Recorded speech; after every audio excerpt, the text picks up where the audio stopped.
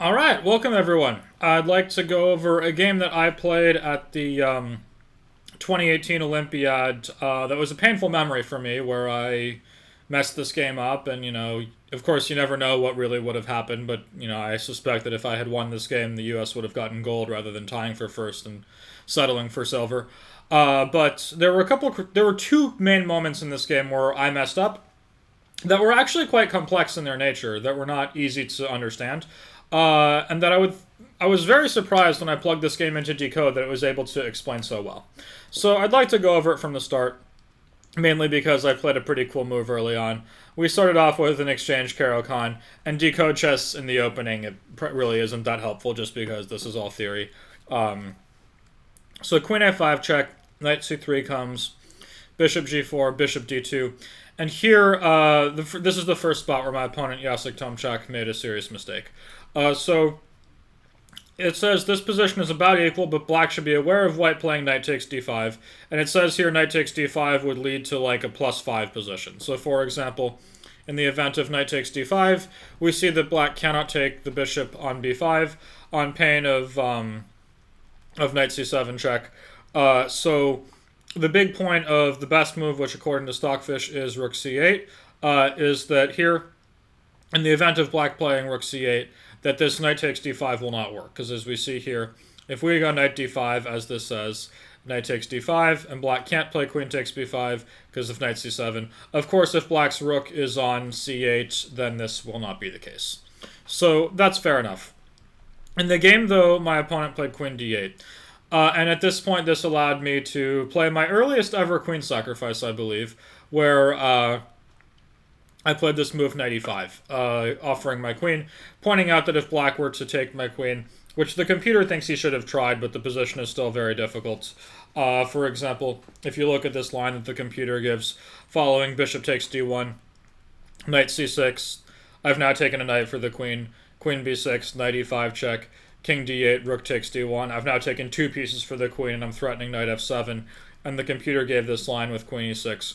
My plan in the game was actually to go knight takes f7 check here, which is also pretty good, and after king c8 to play king takes d1, because if I take with the rook, he will have queen e6 check, but now I have taken two pieces and a pawn for the queen, and the rook on h8 is trapped as well, and I evaluated this to be good for white in the game, and I was right. So that's nice enough. Here, black played bishop d7, which was the more human move. And this here, move 10, was the critical point where I was very impressed at just how well Decode managed to explain the best move. So, in this position, I understood that strategically I'm not better. There's no reason for me to be better, because, like, if black just goes knight f6, e6, bishop d6, like, what's wrong with his position? Basically nothing. I think the nature of my advantage is that I have a big lead in development. And so here, what I played was queen f3. And my point with this move was I wanted to threaten checkmate and then meet knight f6 with g4 and start throwing stuff. But as you can see, what Decode says is queen h5 is a better move. And the reason is, and this is what I was very impressed by, and just how clear it made it, is it says it deflects the black pawn away from g7 and denies it control over the f6 square. So for example, if we expand upon this, after queen h5, g6, queen f3, knight f6, and now g4, this is exactly how my game went, except his pawn was on g7. And after h6, here what it's pointing out is we literally got this exact same position, but with the pawn on g7. But it turns out that this is actually just a much worse version for black, because he doesn't want to develop his bishop to g7, he wants to develop it to d6. So for example here after castle, in the event of e6, which leads to a very similar position, we see that after something like this, this knight on f6 is loose. So for example, we have this line that the computer gives h4, bishop d6, and now queen f4, with the point that g5 is coming. Of course, we weren't ready for g5 yet because of some tricks with bishop takes e5 and d4. But after something like this, we see that because this knight on f6 is loose, black's whole position is falling apart. He cannot play queen c7 because then after queen f6, white wins a piece. And the pawn, and it says here, black cannot play g takes f6 to capture the queen. That's the big point. Provoking this pawn to g6. So even in a reasonably tactical and sharp position, it was much better for white to have played queen h5 first, and after g6, then and only then queen back to f3, rather than my move queen f3 right away. This becomes sparkling clear when we see how the game continues. Following queen f3, which the computer still evaluates as very good for white. It goes g4, and then it says h6, fair enough, h4, and this is all easy enough. If you see h4, supports advancing the pawn to g5 by controlling the square g5. This is not rocket science, so we can all figure that out. But after e6, here we see that the computer believes I should have been more direct with g5. But basically, let's continue with how I actually went with castles long. It still thinks I'm better. But if you look at this position, we just saw bishop d6, which is the best move. We saw this exact position just a second ago, but with black's pawn on g6, but now it's back on g7. And we can clearly see that this pawn on g7 makes it a lot easier for black to complete his development in a sensible way, because he's able to play queen c7 next. So this, I thought, was very impressive. I mean, obviously a computer can figure this out. I mean, any engine you can give it to will just tell you all of this. But Decode actually managed to explain it, and explain it to a point that I was satisfied with its understanding and its ability to, like, make its understanding known to a human who might not get it at first glance. So, still, this position's quite good for white. And following here, bishop queen c7, I played bishop h2, which I thought was quite a clever move. So for example here, I have an idea that after g5, knight e4, I can play this, and I have this lovely move, queen takes f7 check. This is one of those more tactical things, and for anyone who's seen my previous videos on Decode, is I think that when it comes to pointing out tactics, I still like Decode more than like a standard engine for a low-rated player. I think it will explain it better. But I think that the marginal difference is really not as high. And so here, for example, I don't think it points out exactly that in the event of queen takes f7 check, after queen takes f7, knight takes f7, previously my bishop was on f4, and if this bishop were here, black could take it with check, but instead, oops, sorry, so that bishop's supposed to be a bishop on h2. But here, black can take on h2, and because this is not check, white is in time to take the rook in the corner, and the knight will escape to g6, and white remains an exchange ahead. So bishop h2, this is more tactical. It threatens to play g5, while if you were to start with g5 directly, this would be much less convincing after knight e4, because with this bishop here, first of all, queen f7 is illegal because the bishop is in the way, but even if it wasn't, it wouldn't be a good move. So again, the more tactical stuff, I still think Decode is helpful, but the marginal benefit is not as high. So here, the game continued in some relatively normal fashion. I outplayed my opponent to some degree, but this was not an easy win. At this point here, white has an extra pawn, but a crippled structure. And the next thing I want to go to is where I made the mistake that cost me the game. All of this was fine, and then here, the queens came off the board, which was fine. And then, at this point, I played g6, and after e5, it says, this is where I have a big advantage, and I messed it up. So I played the move d takes e5. And my thought with this move was, in the event of d takes e5, after rook e5, I'm going to go rook g8, and then rook f5, and we reach this position with rook takes f2, rook f7, rook g2, and g7. And I believe that getting a passed pawn defended laterally along the 7th rank would be totally winning. But that wasn't quite the case, because black was able to play rook g1 when my king is locked out. So here Decode is a little bit confused when it says black played rook g1, a5 would be better. It threatens to play rook g1. This is not a perfect program. There will never be a perfect program in terms of explanation. The only thing I can say is whenever you find Decode saying something that doesn't make sense, like this, just always click that dig deeper button. And as soon as you do it, like 100% of the time, anything that might not make sense, once it's digging deeper, it will suddenly make sense. So as you can see, it will take some time. It takes a minute for it to go through. But with this in mind, while this is working, and you can see here, it gets...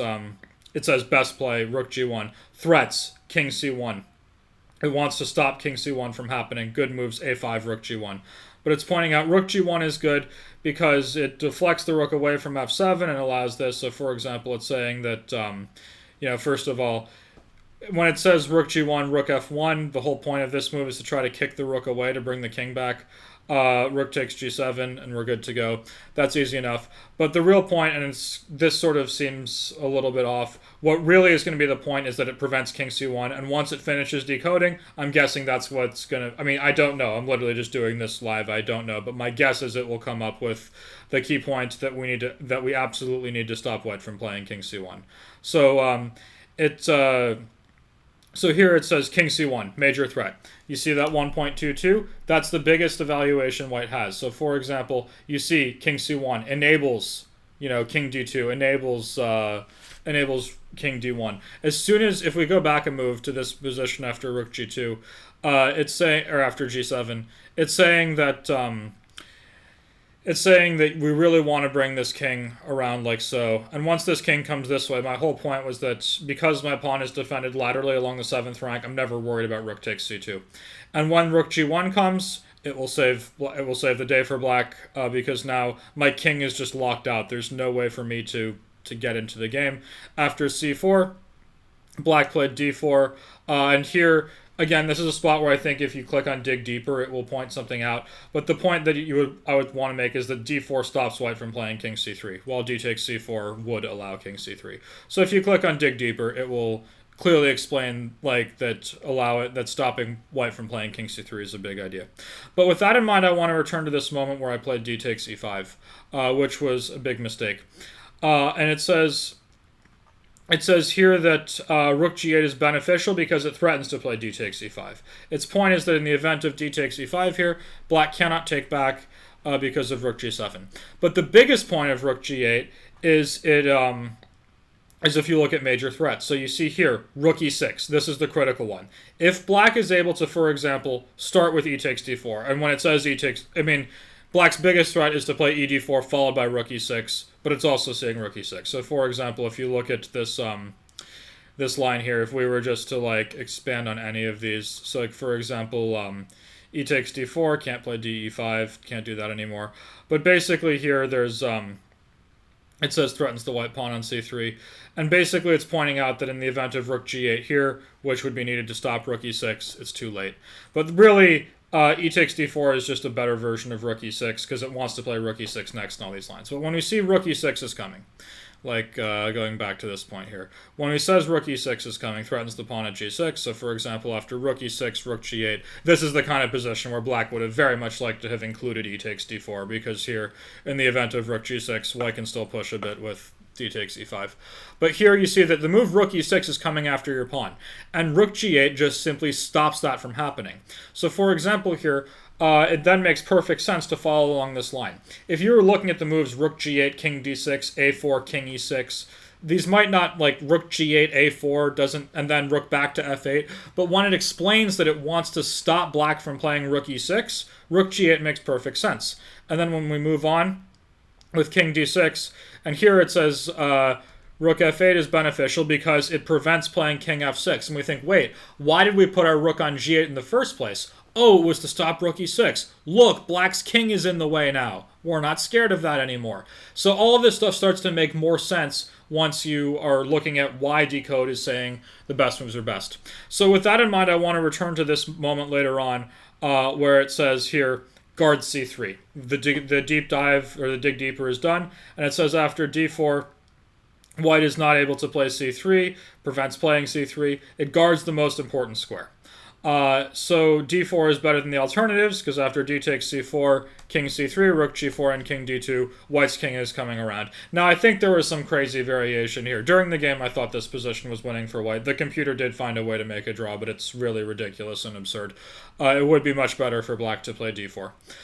So I thought Decode did a very good job of explaining both a very interesting tactical motif that we saw in the just straight at the opening on move 10 when I played well, but I could have played even better to really drive the point home, as well as a theme deep into this rook endgame that explained very well why I should have been playing Rook G8, which might not have been the most obvious move at first glance. When I have to play Rook F8 back, why it's no longer an issue to not have the Rook on G8 the way it was before. And with that in mind, I thought this decode did quite a good job of explaining this game that I played with Shankland-Tomczak. It's a little bit painful to look at it again. I mean, after, I think basically throwing away the Olympiad in that game. I mean, I won the next day, but still, it was a good one to go over. So in any case, thanks very much for watching, and I'll probably do another Decode Chess video sometime, and I will see you then.